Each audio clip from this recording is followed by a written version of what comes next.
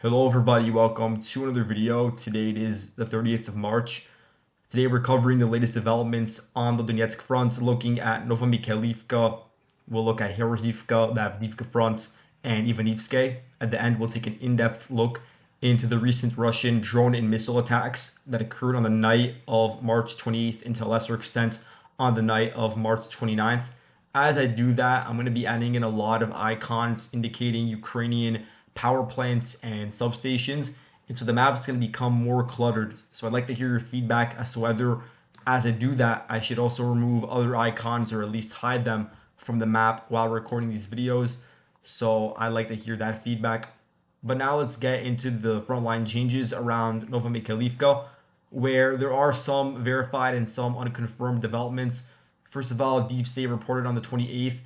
They basically reported something that I had mapped out in my last video, which is the fact that the Russians advanced several hundred meters westwards. And this was around the southern warehouse where I have this red rectangle marked. And so now Deep State basically agrees with my mapping of the situation. And so that's not a new advance. What we don't know is whether the Ukrainians are still present in this trench system that was clearly designed to repel Russian attacks that they expected to occur directly from the southern fields, which did happen a little bit, you could say, over a month ago, but those attacks were largely repelled and those were armored assaults. And now we see that a bit further north, there are pretty heavy shelling incidents. You have TOS-1A shelling of Ukrainian positions as they retreated and set up their fallback line within those houses in western Novomykhailivka. And so now you have a lot of the Ukrainian squads that were previously operating in the eastern and central parts of the village concentrated heavily in this one particular area.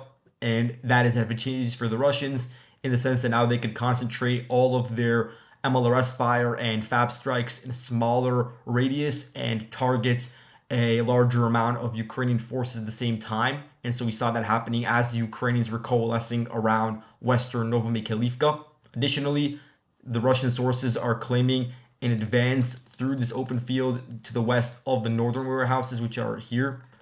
And they claim that now they are at the approaches, the eastern approaches of the Ukrainian defense node that is located in the northwestern dachas of the village. So that would be around here. That's not verified yet based on any Ukrainian source or geolocated footage, so we're gonna have to wait and see. But there are at least reports of Russian attacks in this northern direction. At the same time, the Russians are hitting the rear pretty hard. I guess you can't really call it the rear, but Pervomaiske is being hit. So, there are transfers of ammunition and medical evacuations that the Ukrainians are conducting through this village towards larger node around Konstantinivka. And so the Russians are targeting Pervomaiske pretty hard, including with shelling, but also with the Air Force. And then even further to the west, along this entire town chain, there's various reports of Russian strikes. In one such incident, you have here Oregon MLRS fire onto Ukrainian positions in this village over here, Yelizavetivka. Meanwhile, you still have the same unit that's been defending over here in Novomykhailivka for over a year now, but especially since the beginning of October last year, they have been critical in holding onto this village and protracting the Russian attacks and causing them more material damages. 79th Air Assault Brigade, they have continued to release footage. They released one compilation a few days ago showing their targeting of 29 Russian soldiers in various incidents where they drop drones onto their or the drones drop grenades onto their positions in open fields mainly. So they'll probably be around the southern fields or the northern fields. And I don't know when those actual videos occurred, but it just gives you an idea of how they're defending against the Russian attacks. And then they also released a video of their artillery destroying 2 Russian tanks, probably on the southern flank along this attack vector. So that should give you an idea of what they're doing. They're also being supported to a lesser extent by the 95th Air Assault Brigade. But as we'll get to with Heorhiivka, it's becoming clear that after months of fighting, heavy intensity fighting, that the 79th Air Assault Brigade, their defensive capabilities may be degrading in that the reinforcements that have been sent to them have not been sufficient in order to allow the Ukrainians to hold the line in those key villages. Around Heorhiivka, there's an unconfirmed advance which was circulating through Russian sources, including Rybar and various Telegram channels. They claim the capture of the local school building and the kindergarten building, which would put the front line something like this. And the indication is that the Ukrainians would have retreated to the nearby positions in the agricultural facilities and these warehouses. So this is not verified yet, but given the fact that the 79th is being split up, various battalions are fighting in the south and then some in the north around Heorhiivka. They are, suffering from manpower issues as a result. They're not working as a cohesive body, and so they're being stretched out thin in two very hot sectors of the front line. And for instance, around Heorhiivka, they did actually receive reinforcements from the 46th Air Assault Brigade, but clearly that's not enough to prevent the Russian forces from continuing the attacks, albeit the fighting around here has been at a very slow pace. Now we're starting to see the Russians push forward at a bit of a faster tempo. Moving on, south of Novelske, there's a video that was released by Ukraine's 111th Territorial Defense Brigade showing their strike on a grouping of Russian soldiers. They claimed that there were between 3 to 6 Russian soldiers targeted in that strike. If we zoom in, you'll see that this entire area where they were located in these fields, which previously were thought to be a gray zone, are now actually under Russian control. The Russians are combing through those areas. There's no Ukrainian presence, but the Russians do want to solidify control over these fortifications. And so you can see there's a trench line that was built by the Ukrainians over here. And now the Ukrainians are hitting that very same trench. What's interesting is that the 111th Brigade, it's a unit that was previously basically stationed around the Seversk front, further to the north. And so that's a lower priority defensive area for the Ukrainians. And so it appears they moved some of their elements, at least, to the Donetsk front to assist in preventing further Russian advances, especially in this Pervomaiske Novelske area where there's a lot of open fields. There's not a lot of Ukrainian defense nodes that could be set up unless you go further westward several kilometers to this entire chain of towns. And that's something the Ukrainians don't want to do. They don't want to cede that much land that would allow the Russians to move even more artillery systems closer to the key logistical hubs that we talk about so much that are deeper into Donetsk Oblast. For instance, Selidove, Pokrovsk, if we go further north over here. So that's just some of the rationale behind the Ukrainians moving around their forces. And then going to Pervomaiske, this is where we've seen the biggest changes over the past 2 days. So previously the front line looked something like this, if I recall correctly. And so you had the Russians putting pressure on the Ukrainian defensive node, which consists of several battalions of the 59th Motorized Brigade. And so they were pushing directly from Vodiane, but that was to a lesser extent. The main push was coming directly through the village, which again, it's a very narrow area. So this is happening in pretty small numbers, which is also an explanation for why the Russian advance has been so slow. It's not been their number one priority, but recently they have increased attacks. And as a result, they've created this mini cauldron. It's not really a cauldron, but they're being enveloped from two sides and they're being put under a lot of stress. And again, their supply lines are being fired upon. For instance, the E50 highway is just so close to the line of contact that they're constantly being exposed when getting into open areas. And so the Ukrainians, over the past day, they made a decision to withdraw from the remaining land that they had under their control in this small envelopment. And so they retreated, you could say, if we measure it, about 2 kilometers at most westwards, or 1.8 kilometers westwards. So they still retain control over some of Pervomaiske, but it is a pretty small number. And it sort of just leads into Netalove, where the Ukrainians are preparing for their fallback lines. You could see how there are some defenses that have been built up recently that are just to the west of Pervomaiske. And it's not nearly enough to defend Netalove in the long term. But for now, the Russians do still control 80% of Pervomaiske. And they've sort of shortened the front line of the Ukrainians as a result of their withdrawal, which could be beneficial in the short term, just by allowing a smaller number of their forces to be able to hold the smaller front line that runs from Vodiane to Pervomaiske. But at the same time, this puts into question whether there are even Ukrainians present in these fortifications over here, just to the south of Pervomaiske, that are also located on a local ridge. And really, if that's the case, then I highly doubt that there's any Ukrainian presence in Novelske, because we never got a confirmation that the full village was under Russian control. We only got partial footage of the southern areas being having the Russian flag raised, And so now it seems very likely the Russians have full control over that village, and that a lot of these fortifications are in the gray zone, and are the Russians are pushing at least in that direction. And so, as Ukrainians recently were conducting one of these defensive operations, it appears they had a troop rotation in a tree line that was pretty close to the front line north of Vodiane. They were spotted by the Sparta Battalion, a DPR unit that has a very strong drone crew.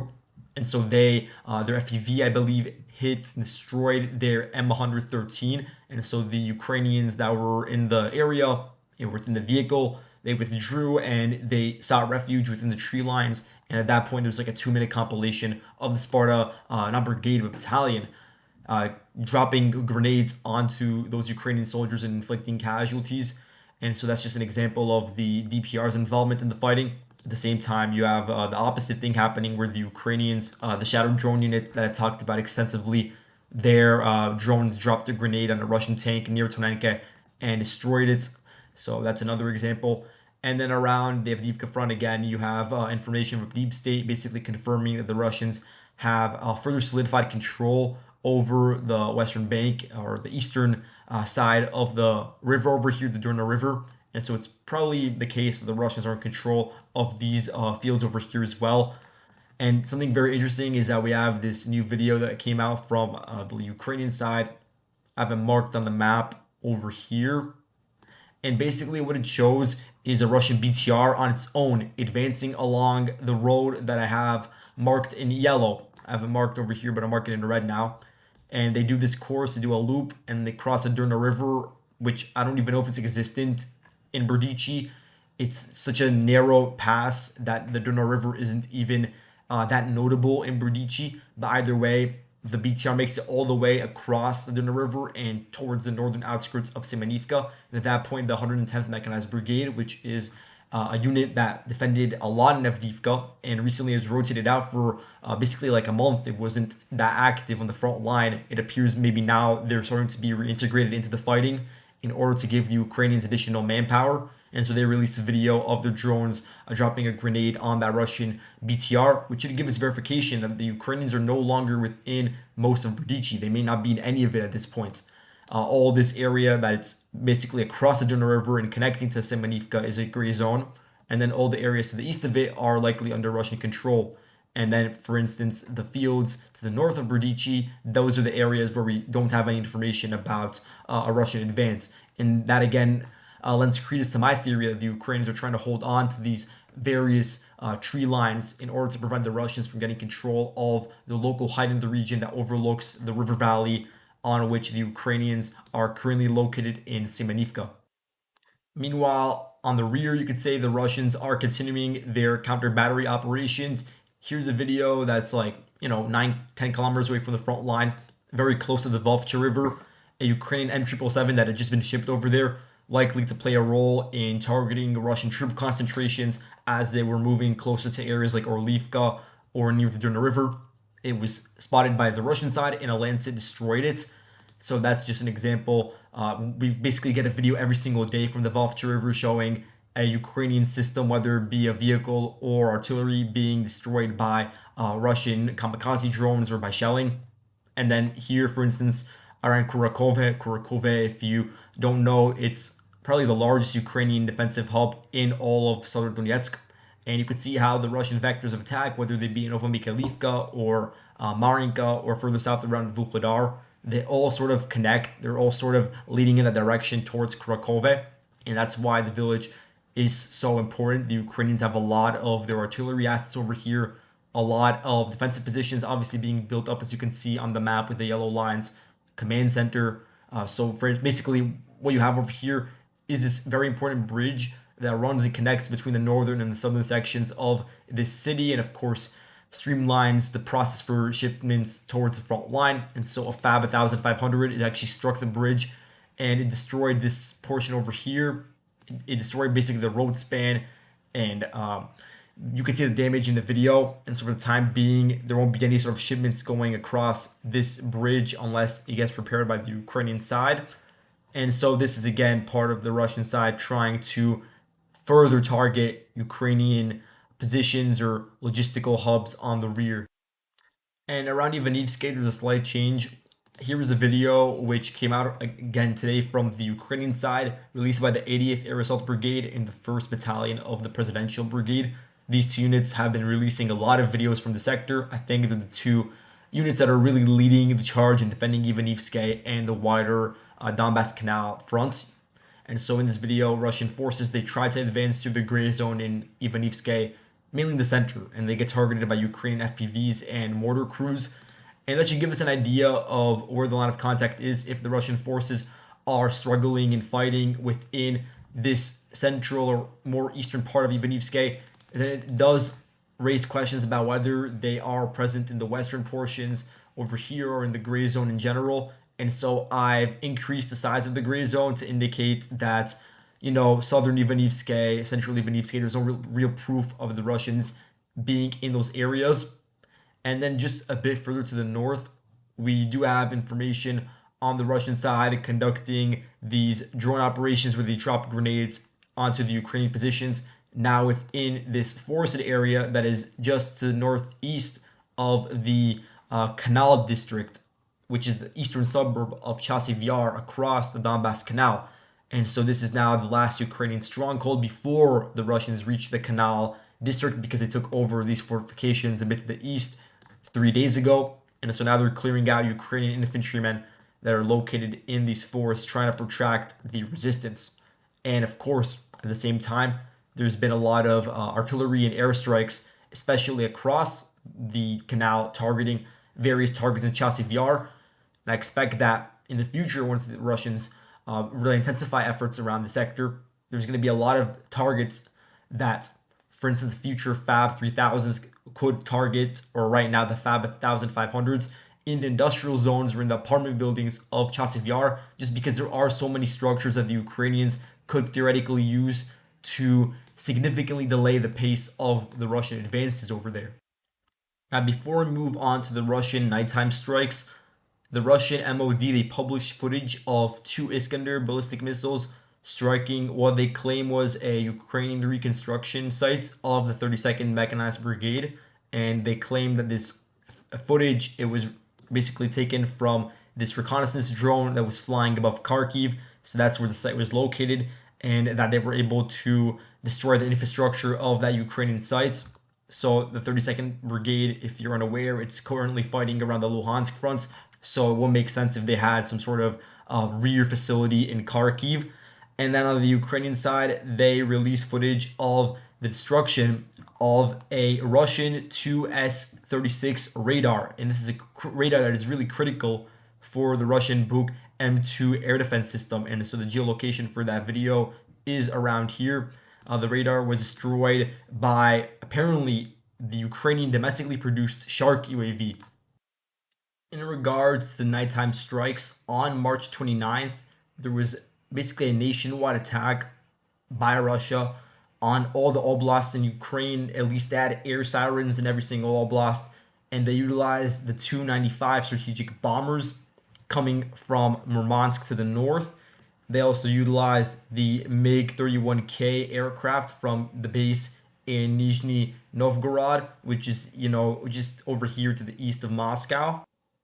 And they also launched a slew of ballistic missiles from Crimea further north. And the Ukrainians on this day, they claimed that they succeeded in the interception of 58 out of 60 drones, the Geron 2 drones mainly, 17 out of 21 KH-101 missiles, 5 out of 9 KH-59 missiles, all 4 Iskander K missiles, 0 out of 3 Kinzel missiles, and then 0 out of 2 of the Iskander M missiles. And so these strikes, they continued with the Russian efforts that had started on the 22nd of March of targeting various Ukrainian power plants and substations. And so in these strikes that occurred on the night of the 28th, you could say, there was a particular focus on targeting a lot of the said hydroelectric plants or thermal power plants that the Russians had failed to strike in their original round a week ago. So let's go through the major attacks one by one.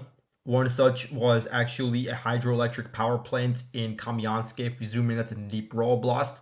If you recall, there was a major Russian strike last week on the Dnipro hydroelectric plant in Zaporozhye. And so that's really connected to the entire local grid in Dnipro and Zaporozhye. They're sort of working together right now. And so there's been a particular Russian emphasis, especially 2 nights ago, on targeting what's left of the Ukrainian energy grid in this oblast. If I had to guess, it's because a lot of the Ukrainian rail lines and logistical hubs in general, they run across the river from Western Ukraine into the Donbass front from Dnipro Oblast. That would be the rationale. So here, for instance, we have the Kamyanske hydroelectric power plant. The Ukrainian officials, they reported there was damage incurred in the recent strikes by Geron-2 drones and missiles.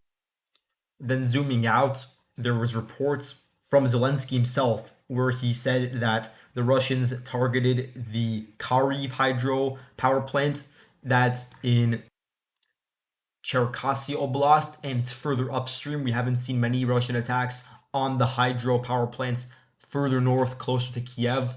So now it's a trend of them going even further northwards.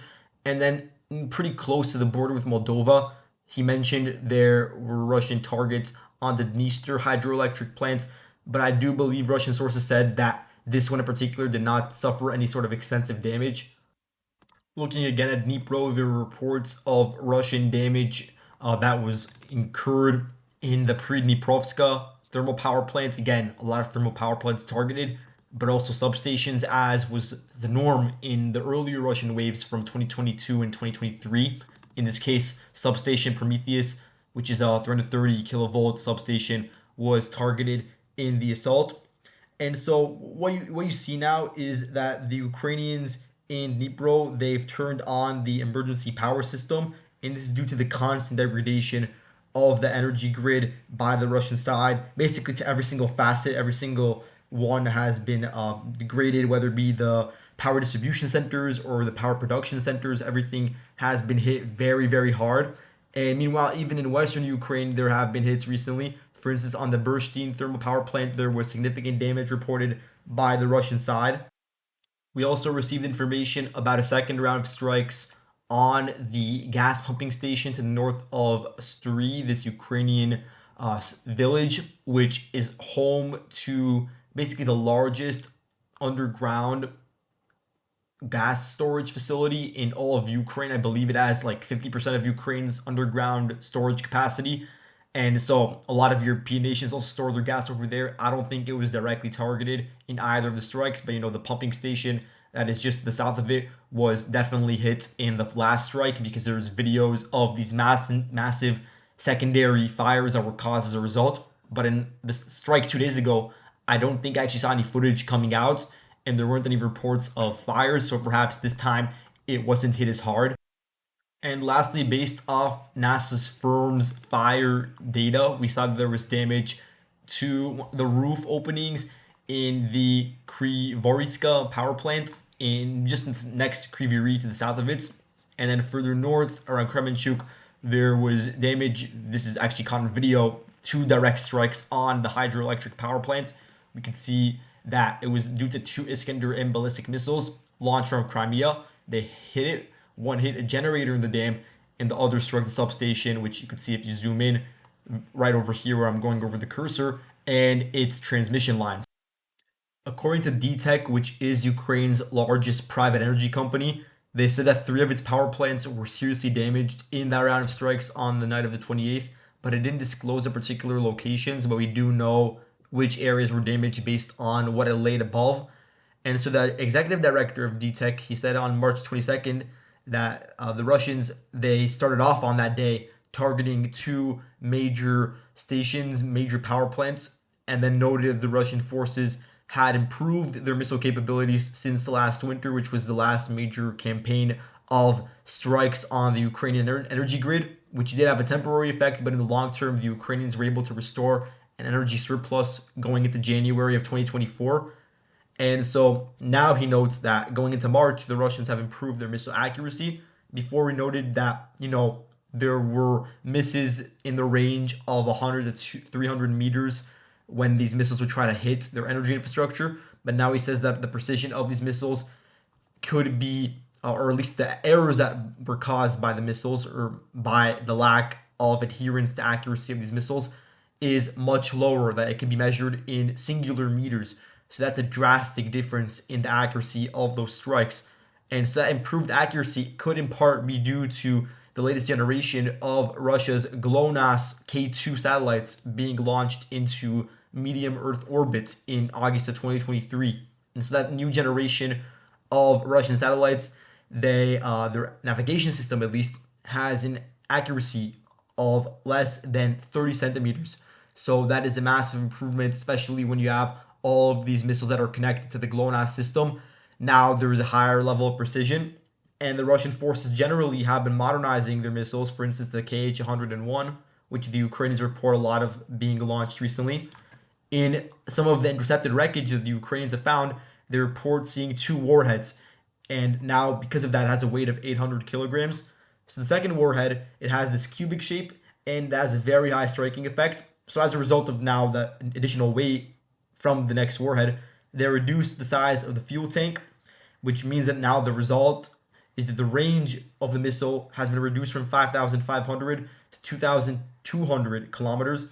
But honestly, that's not much of a difference for Ukraine, because if you measure it, the missile could still reach any part of Ukraine when it's like 1,200 kilometers wide. So that's just give an idea of how the Russians have been over the past year now, maybe even more, improving their missiles. They've been also building up a stockpile of missiles. So that's also some of the explanation for why the Russians have not conducted these strikes earlier. In part, it's due to the fact that the Ukrainians did have extremely strong air defense coverage, especially on the rear as well, on these power plants. And the Russians didn't want to risk whatever missiles they had at their disposal at the time being intercepted, and instead gradually over time let those air defense systems be degraded due to various other means that are cheaper, like drones, and then they have to be moved around the systems to the front line, for instance. And then when they saw the opening and when they had rationed enough of their missiles, that's when they took the opportunity, and that time is now. One area that's been hit hard in particular is Kharkiv Oblast, but also the city. In the city itself, the local officials reported extreme damage to the energy grid. You have the city's thermal power plant being destroyed out of order, and all the transformed substations being destroyed. And so now you have the Ukrainians in this effort introducing stabilization outages to the city, and all the users of the that are connected to the power grid, basically, they have these scheduled electricity restrictions for their households, and the time frame for restoring the various power production and distribution centers within the city are non-existent. There's no plan for when eventually the Ukrainians will be able to restore the localized power supply. So there's not a time frame on that yet. So just as a recap, and when looking at the power plants that have been targeted by the Russians in March, 6 have suffered damage, but really the chances of restoration for each one of them depends on how close they are to the front line, how much damage they actually incurred.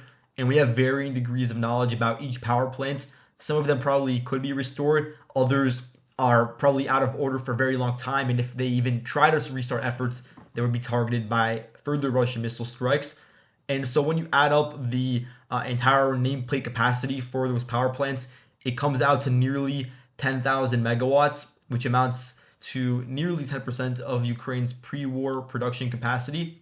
But it is important to remember that this is not the only loss the Ukraine experiences when it comes to comparing its current production to the pre-war production, because you also have the various power plants that are out of order, the various power plants that the Russians captured or are in a line of contact right now that are being utilized by the Ukrainians that were damaged in earlier strikes. And so the real number could be much higher. I haven't done the math on it, but I'll look into it in future videos. But the reason why Ukraine still maintains a majority of its pre-war production is because they still do have the power being produced from its 3 nuclear plants, and those have not been targeted at all yet. And you also have various hydroelectric plants that are upstream closer to Kiev, Chernihiv, for instance, that have not been targeted by the Russian forces, and also in western Ukraine to a lesser extent. Now, in terms of the long-term implications, I would say it's too early to tell in a certain regard, because we don't know for how long these Russian strikes are going to continue. If they stop now, then of course it won't have the long-lasting effects. Of course, it's going to have currently a massive impact on the energy grid and on the residents living in all those oblasts that are having their local production destroyed. But looking to the future, it's going to be important to see whether the Russians, first of all, continue with the intensity of these strikes. And of course, they're going to have to stop at some point, but whether they resume it in a fast amount of time, like for instance, whether they take a break of a month or two, or whether it's even more extended, whether the next wave of Russian strikes occurs in the summer, that's going to be a very telling sign going into the winter of 2024, which is something that I would look for because I think we're going to be able to measure the success of these Russian attacks based off of what happens in the winter of this year, actually. Looking at how it will affect Ukraine's industrial production, looking at how it's going to affect logistics like the rail line that the Ukrainians use to transport equipment and their forces to the front. We can't give an answer on that right now, but we're going to have to look at how the Russians continue with this, whether they continue targeting the Ukrainian power plants and not just substations. That's also a major component because the Ukrainians could readily replace their various transmission lines, poles, generators, whatever it may be. They can replace those and they're going to get support from the West and already have in some of those factors. But then looking at production plants, that's something that, again, as I said before, very costly, very time consuming, not realistic in certain parts of the front line, and under Russian bombardment, even less realistic. And as I said before, it was going to be critical to see what goes on with those nuclear power plants, whether they're off the table for now. But then, besides that, the Russian forces have recently also increased their attacks on Ukrainian oil and gas facilities. There's a few examples from Odessa, for instance, also around Poltava. There was a report of that. So here's a marker for that, actually. There was basically this Poltava gas and oil company facility. It was hit by Geron 2 drones, I believe, by 3 of them, which caused fires in the facility. This occurred on the night of the 29th, and on the same night, the Ukrainians, they claim they were able to intercept 9 out of 12 Geron 2s, along with 4 S-300s. They didn't say they intercepted them. They only mentioned that the Russians were able to launch them and target Ukraine. And so that's all I have for today. Thank you for watching.